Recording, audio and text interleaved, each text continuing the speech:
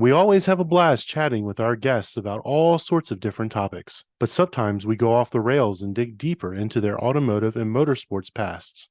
As a bonus, let's go behind the scenes with this pit stop mini-sode for some extra content that didn't quite fit in the main episode. Sit back, enjoy, and remember to like, subscribe, and support Break Fix on Patreon.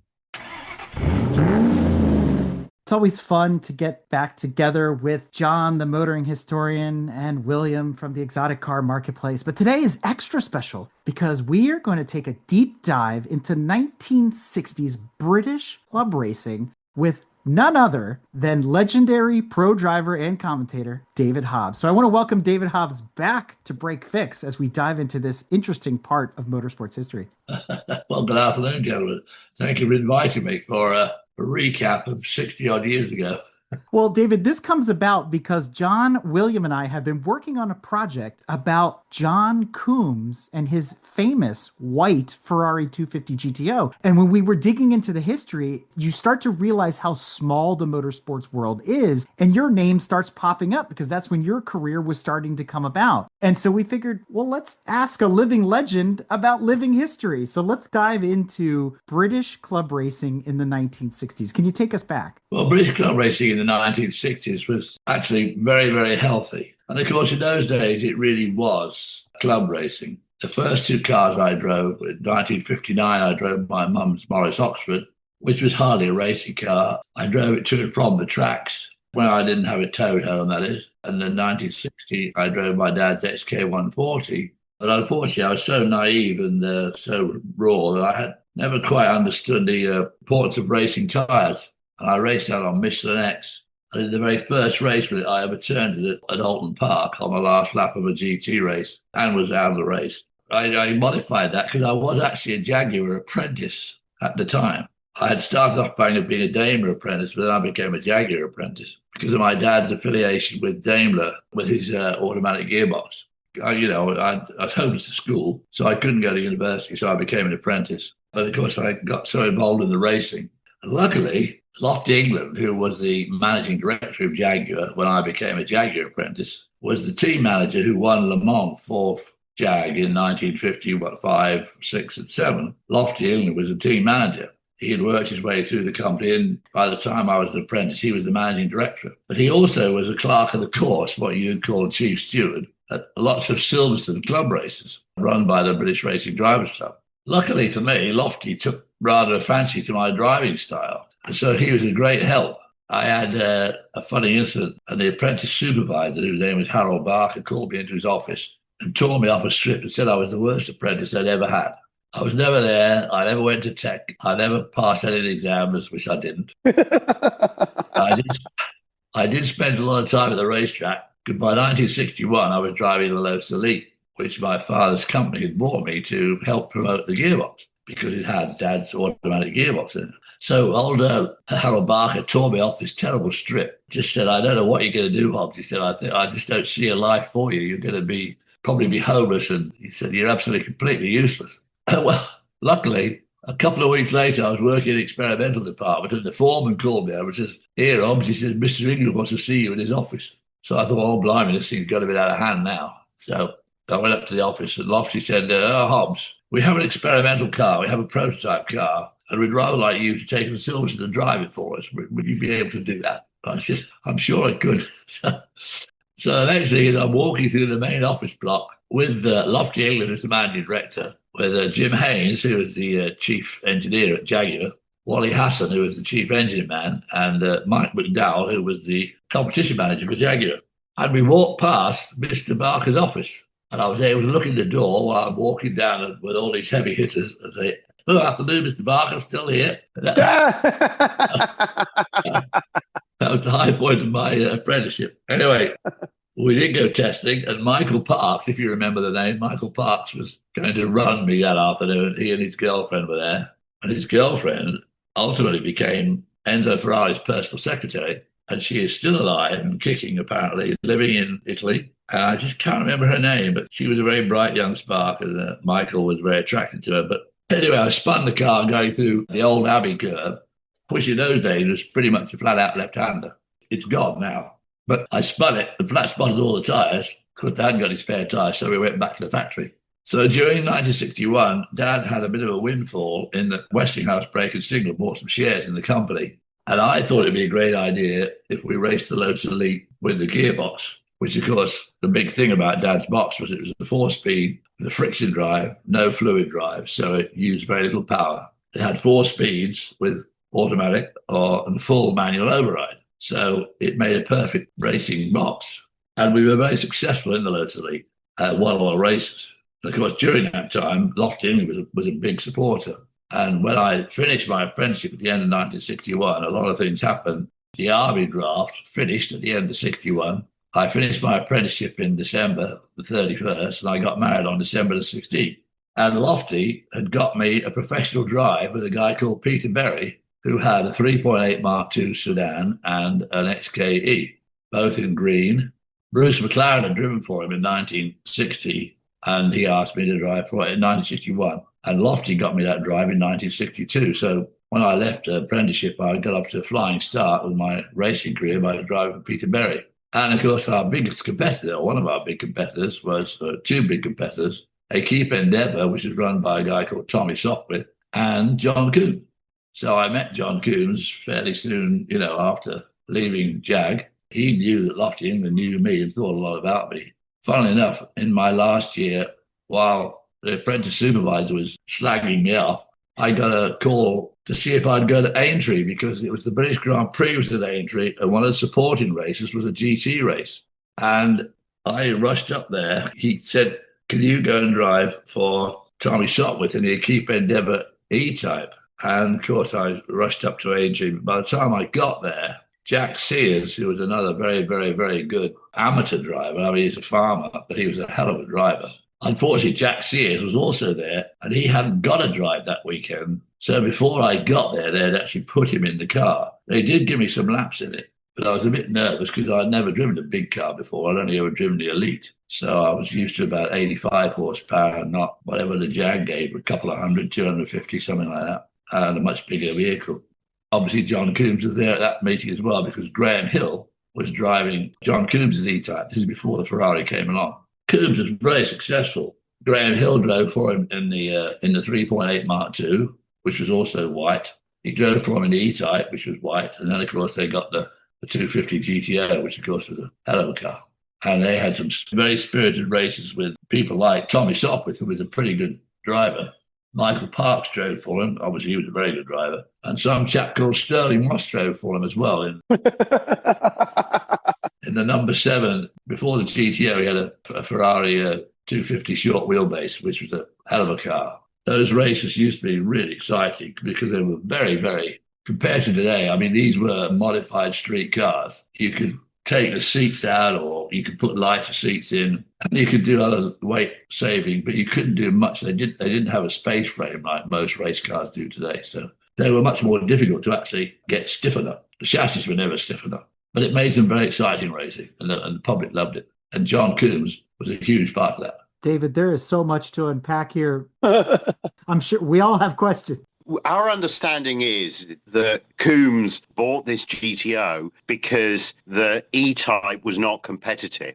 And in an interview that John Coombs had with Simon Taylor from Motorsport magazine 15 years ago now, he says that he had a meal with Bill Haynes where he said to Bill Haynes that this car's like a pendulum. If you don't make it lighter, I'm going to have to race my Ferrari. And coming out of that lunch, this white Ferrari apparently spent the winter of 1962 at Jaguar evolving, and this process gave us the lightweight E-Type. That's what we think happened. Do you have any insight on that, or were you in Daytona meeting Bill France at that time? I'm afraid I don't have any insight on that. No, that was a bit above my pay grade, but I can believe that. A lot of people have done that, taken cars, taken them apart, and obviously the lightweight E-Type was very, very good, but it still wasn't quite as good as the Ferrari. I don't know whether it had a bit less power. The V12 in the Ferrari was a great engine, and the chassis was pretty good too.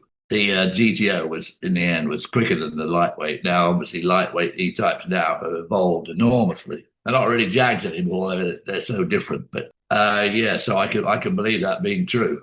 And John Coombs is a huge, huge Jaguar fan, so I know that he would have liked to have made the Jaguar faster than the Ferrari because, after all, he was a Jaguar dealer in Guildford. I just want to touch on that. You talked about how a lot of the lightweights now are not really anything like they were years ago. I assume that for WPD, the Coombs car might be in that category because you see it being raced at Goodwood all the time and it presents like a new car. I wonder if you're familiar with the cars at Revs, the Briggs Cunningham lightweight E-Type. Is that, as far as you're aware, more like an original lightweight E? Has that Briggs Cunningham car got a name? What's this type? Is it the EJ2 or whatever it's called, the E something? I don't know. I'm just trying to think of where would be like an original lightweight E that would be a good comparison point. What we're thinking about is, can you look at this Ferrari and say, well, the guys at Jaguar obviously looked at this Ferrari and then made these changes to the Jaguar as a result, and therefore we need an early lightweight E. Point of comparison. I think really that the Jaguar were trying to... I don't know about crib, but to try and actually improve the E-Type by following some of the Ferrari practices rather than the other way around. I mean, I think the Ferrari was always the quicker of the two cars. Well, because the E-Type, in those days, they didn't have the metallurgy you got today. These E-Type straight sixes now give over 400 horsepower. Well, when that straight six engine first came out, it gave about 160. So to give 460 is a massive increase, which obviously you wouldn't be able to do with the original blocks, crankshafts and main bearings and that sort of thing. So the only reason they can do that is because of modern materials. You know, I mean, I don't know the ins and outs and the depths of the Coombs-England relationship or the Coombs-Jaguar relationship, but I just know that John was and at one stage he was talking about trying to get me in one of his cars, but of course Graham was always there. So that was unlikely to happen. But Coombs was always a very nice chap, terribly posh, you know, that's a terrible English gentleman, unlike myself, who's rather uncouth.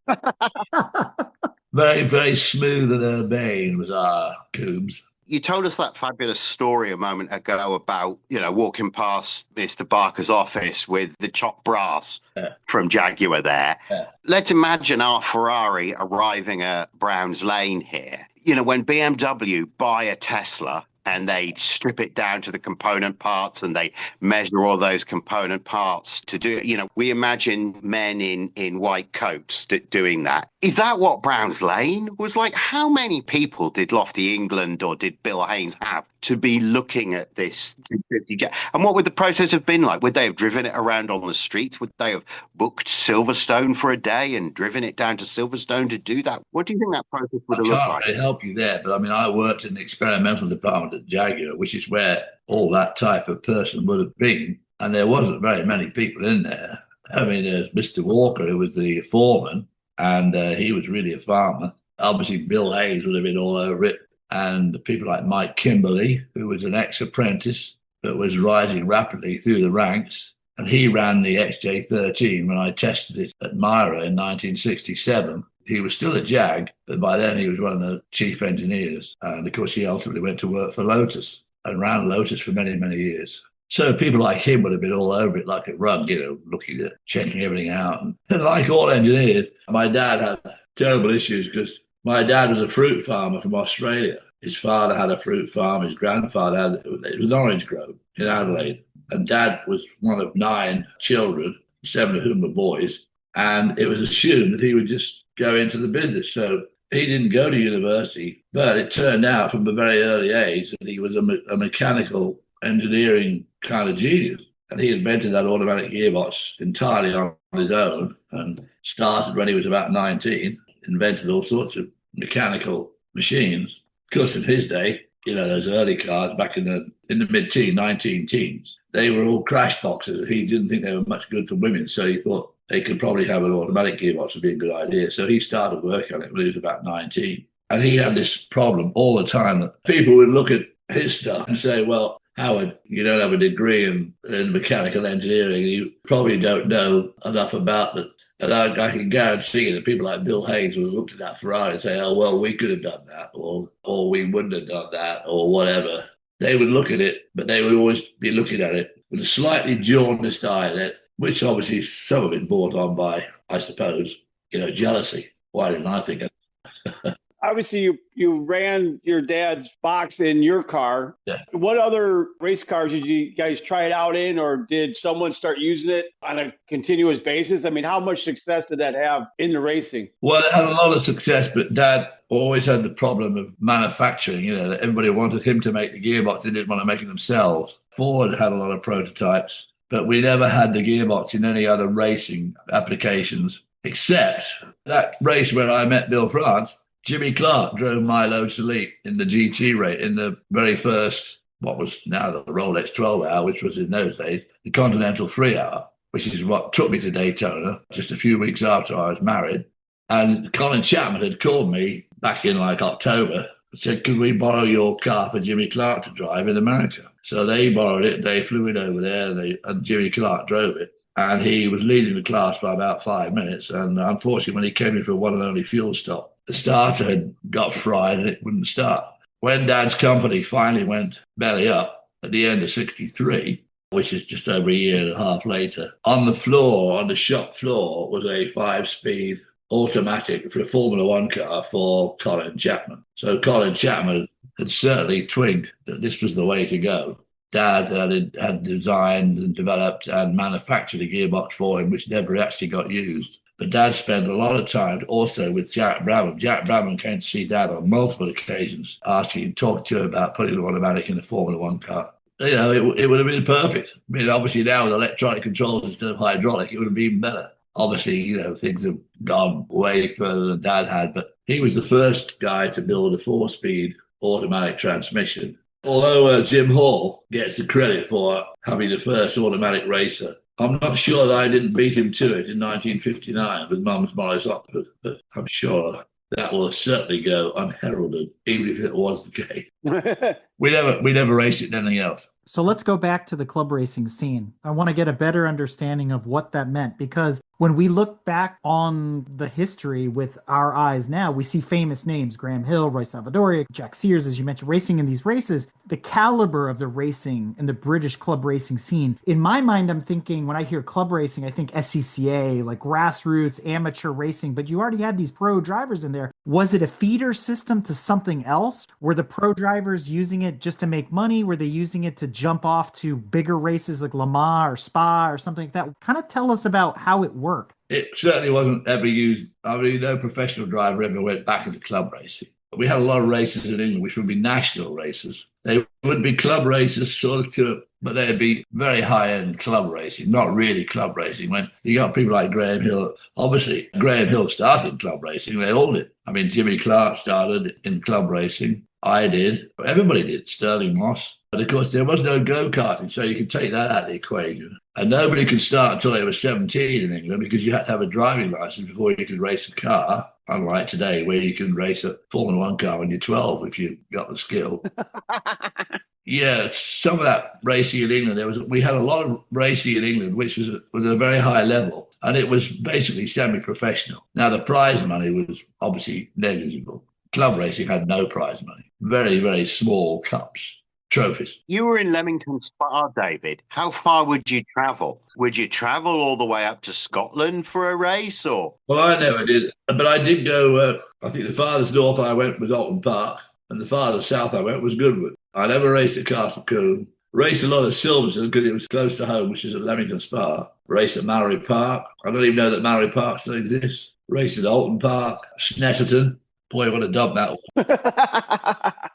Mallory does still exist. I was there a couple of summers ago watching motorcycle racing there. Yeah. So got the front end light over the start finish. Yeah. I like Mallory Park.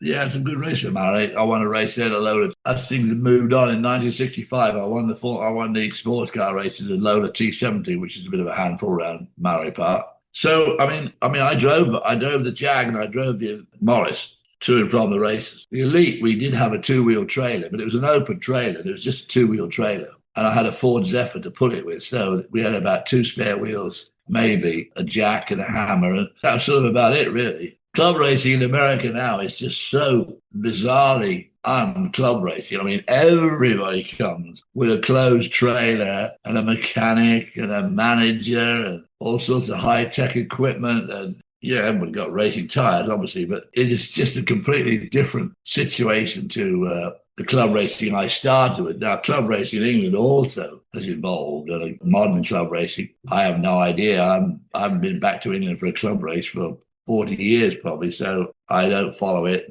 But I'm sure it also has advanced enormously from my day. My day was real amateur stuff. No driver schools. Jim Russell started the first driver school at Snetterton, but he didn't start that till the mid-60s. It was very different, and it really was club racing. Spent more time in the cafe, in the pub, in the bar after the racing than we did on the Going back to John Coombs for a moment, when he took delivery of the Ferrari, you were already in the States? Am I to understand that correctly? Probably still there, but I don't particularly remember him taking delivery of it. All I know is that Graham Hill suddenly appeared in it, instead of the lightweight, instead of the E-Type. So having encountered John, and you mentioned that he was a bit posh, is there any reasoning behind the white paint that he chose? Was it to stick out because he wanted to sell more cars if he raced on Sunday, win on Monday sort of thing? Or was there a reason behind the white? No idea. Probably just liked it. He used to wear very light grey suits, so maybe he liked grey or white.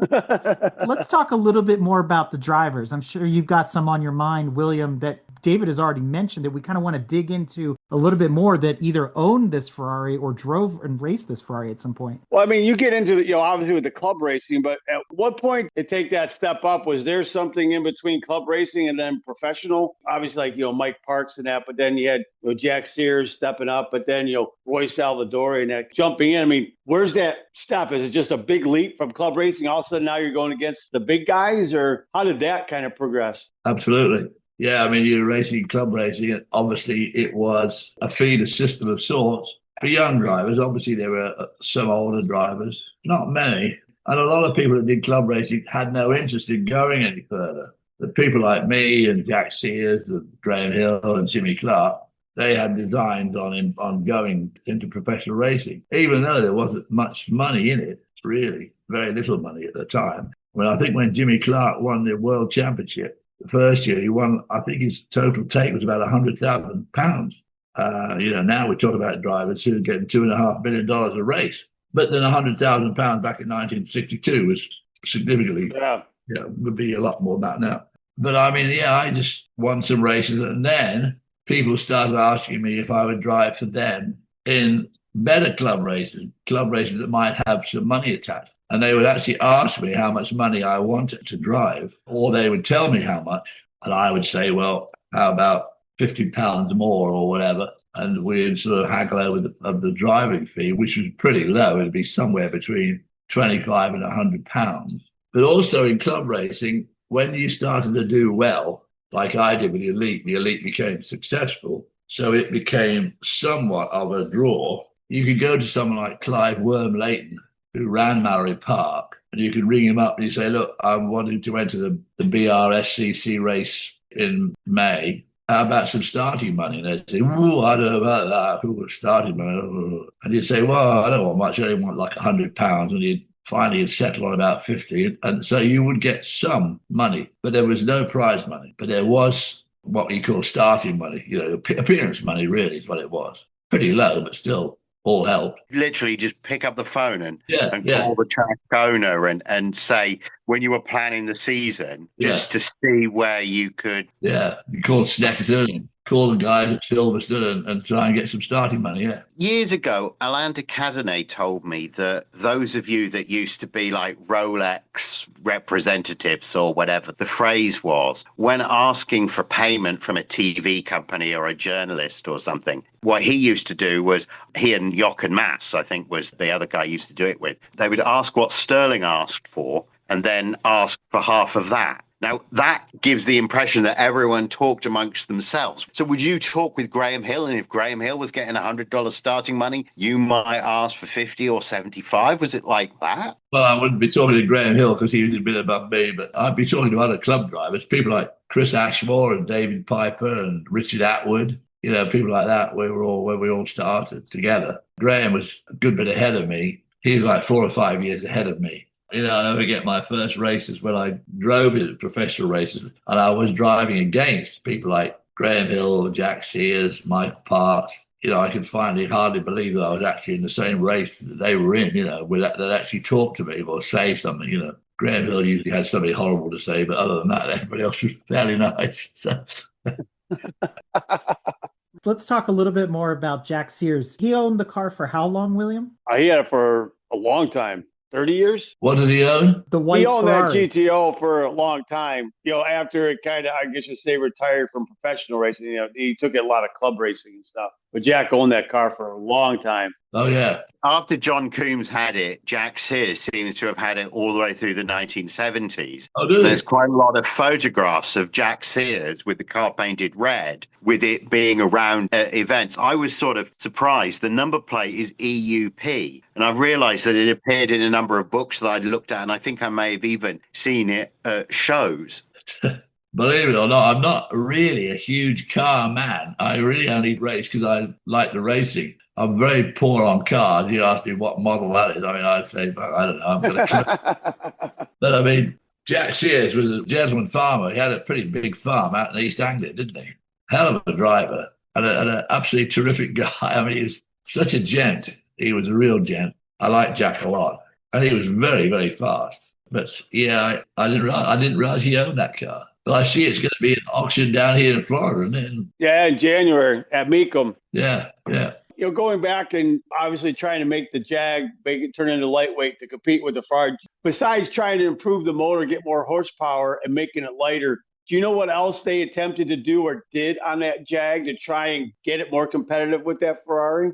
Not really. I was doing it on my own thing, so I don't really know. But I mean, I drove that XJ13, which was going to be their next big thing. Yeah, it's awesome. By that time, Jaguar was somewhat constrained by the fact they had now become part of British Leyland. And of course, the guy that ran British Leyland. Was it the Donald Stokes period? Yeah, Stokes, exactly.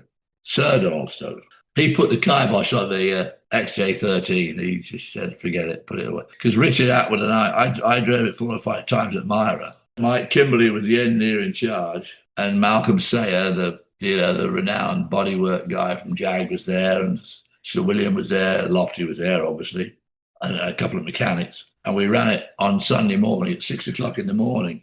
It's sort of in secret. Ultimately, it was exposed. We went to a test day at Silverstone, and Richard Atwood and I drove it. It was Richard's first time in it, to give them a work list, of what needed to be done, because we were running 5 or 6 seconds off things like GT40s. And the reason that Lofty wanted me to test the car and not Norman Dewis, who was the Jaguar test driver, was because by that time I had driven GT40s, Lola T70s, and other big engine, powerful stuff. So he asked me to drive it. Norman Dewis never quite got over it. He was pissed off to the end of his life that I'd driven the car. What was the potential you feel for that car? I mean, do you feel with enough work on it, engineering that could have been competitive with the GT40s? Well, the best thing about it by a country mile was its engine. It had a twin overhead cam version of the V12, which back in 1967 was giving 570 horsepower. I mean, it was an incredible engine in 1967.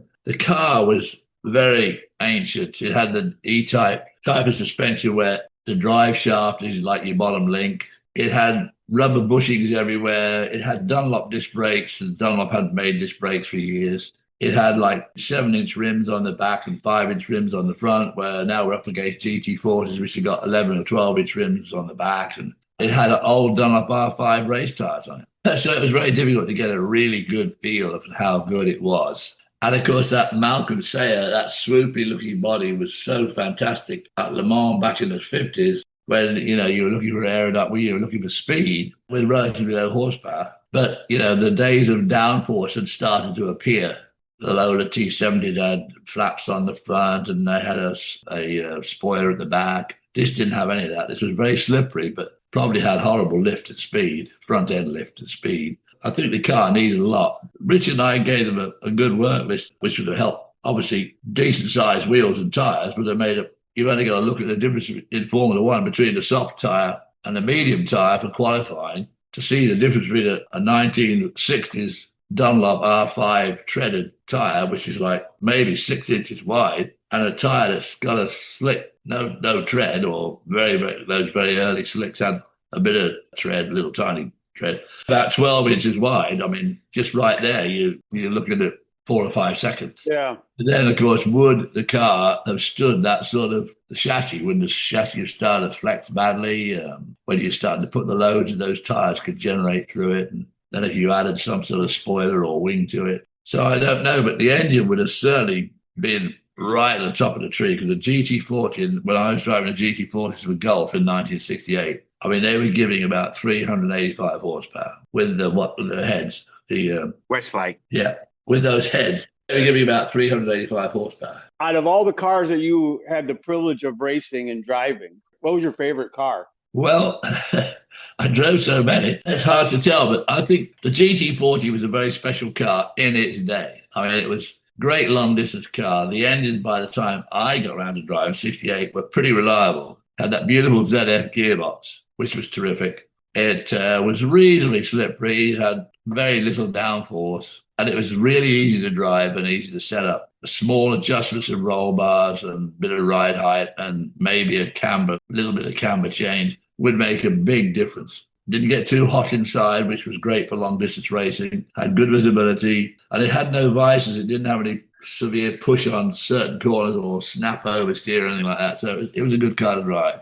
The 962, 10 years later, was another incredible long distance car. I mean, amazing. Reliable as hell. You run a whole 1,000-kilometer race. Then you go to the next 1,000-kilometer race and run all the practice sessions and on that same engine. Then you might put a fresh engine in for the race, you might not. So that was a hell of a car. Single-seaters, probably one of the best cars I ever drove was the M16 at Indy in 1974, the McLaren. That was a hell of a car. But in some ways, the very best car I ever drove was the last McLaren Can-Am, the M20, which had been Peter Revson's car in 1972.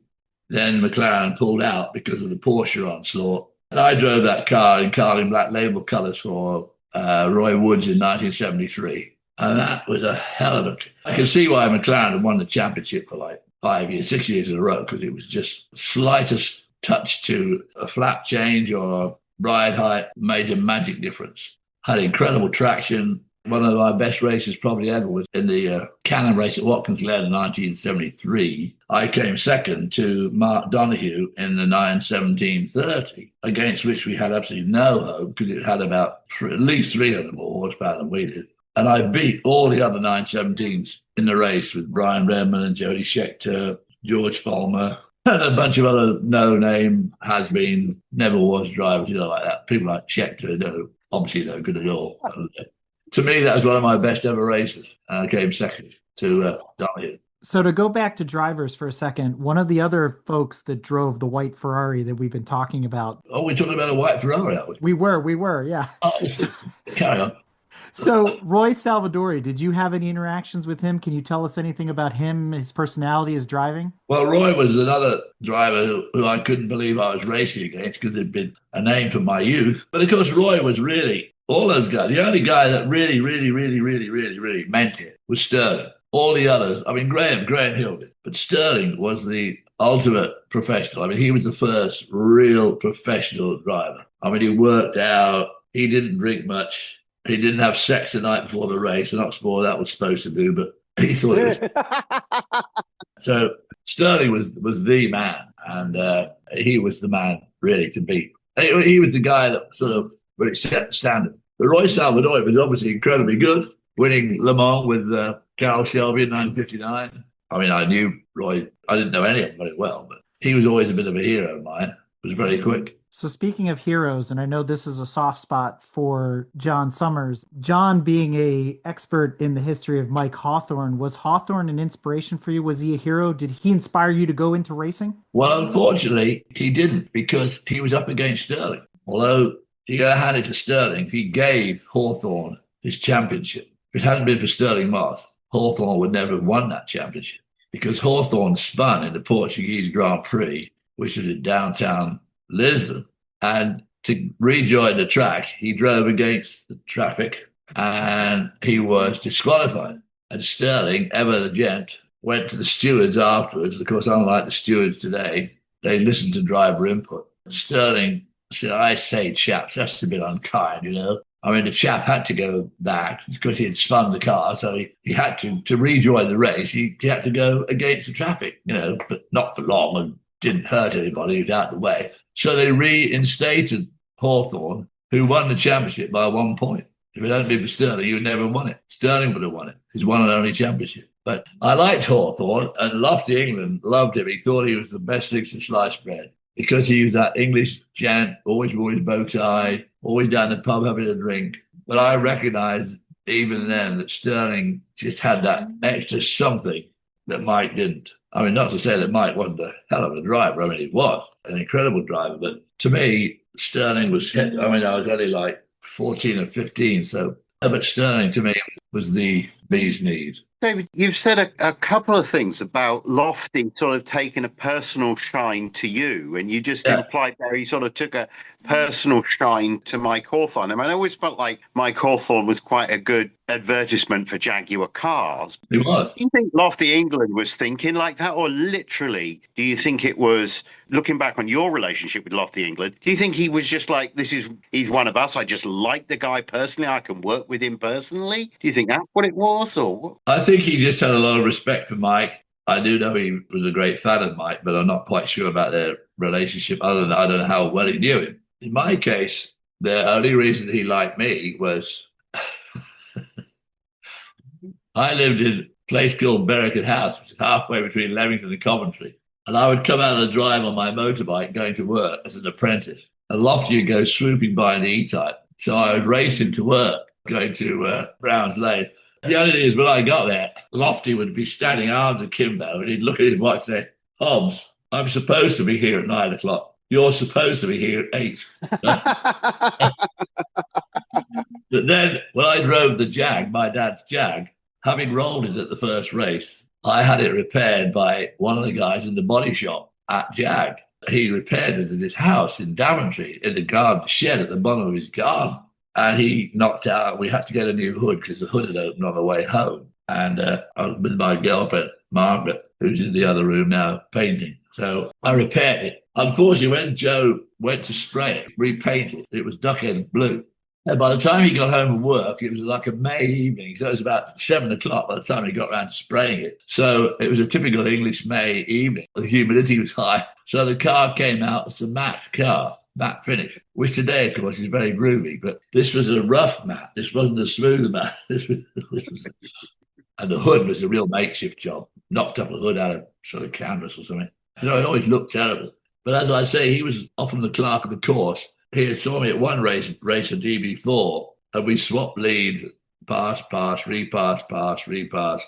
And eventually I won the race. It was probably a 10 lapper on the club circuit at Silver's, the club circuit as was. And Lofty, he thought I'd done a good job. He said, "What I like about you, Hobbs, is you race. You race well. You race like you mean it." And he said, "I like that. That's very commendable." And from then on, he followed my career. So he became a bit of a fan. So that's how you Lofty. What was your bike, so I can picture you racing him to work? When I was 16, my parents bought me a Lambretta scooter. And me and Margaret used to drive around flat out on this scooter, only go about 55 mile an hour. So I swapped it and bought a Triumph Speed Twin, which was before the swingy arm. It only had a sprung hub, which had suspension in about that much, bugger all suspension. And we used to drive around a couple of lunatics on that bike. I love that bike. It was terrific. So smooth, silky smooth bike. Yeah, that horizontal twin engine was terrific.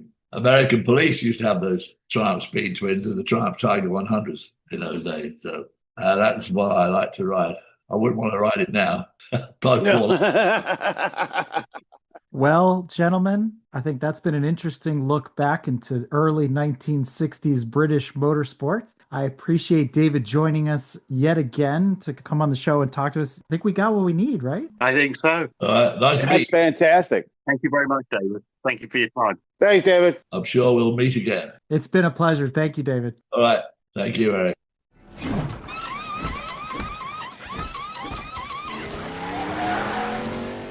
We hope you enjoyed another awesome episode of Break Fix Podcast, brought to you by Grand Touring Motorsports. If you'd like to be a guest on the show or get involved, be sure to follow us on all social media platforms at Grand Touring Motorsports. And if you'd like to learn more about the content of this episode, be sure to check out the follow-on article at gtmotorsports.org. We remain a commercial-free and no annual fees organization through our sponsors, but also through the generous support of our fans, families, and friends through Patreon.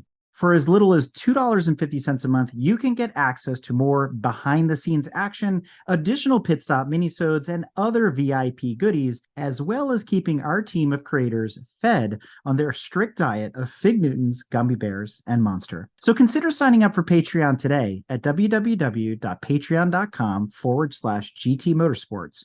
And remember, without you, none of this would be possible.